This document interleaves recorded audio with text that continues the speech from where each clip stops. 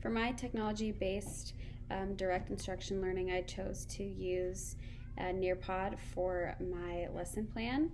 I believe that it has a lot of great features to be able to meet the different needs and learning styles of all students. So we are discussing plant life cycles.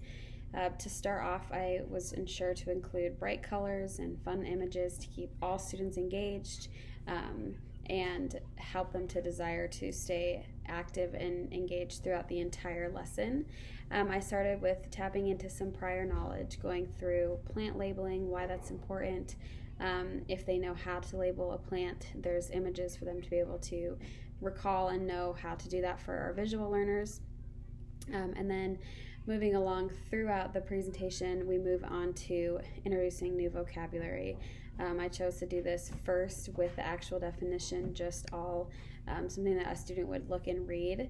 And then after reading through all the vocabulary, then they have the opportunity to see those vocabulary words play out in a picture and image as well, which I think just will help tie the words to the image to the words, and vice versa, so that they're able to just retain it better with seeing it frequently.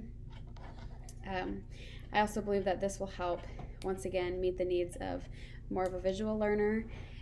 Someone who needs a bit more creativity would probably stay more engaged seeing it this way. And then I make the lesson become interactive.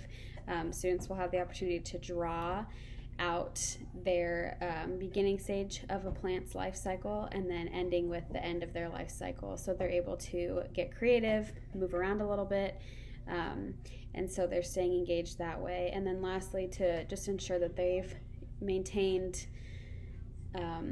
attention and that they've grasped the material that's been presented, there's an assessment at the end, a multiple choice assessment that the students will be able to complete to see if they understand and they know the material that's been taught and presented to them. And I feel as if all of those different activities compiled together meet just the diverse learning needs of all students, as well as a video throughout the presentation as well.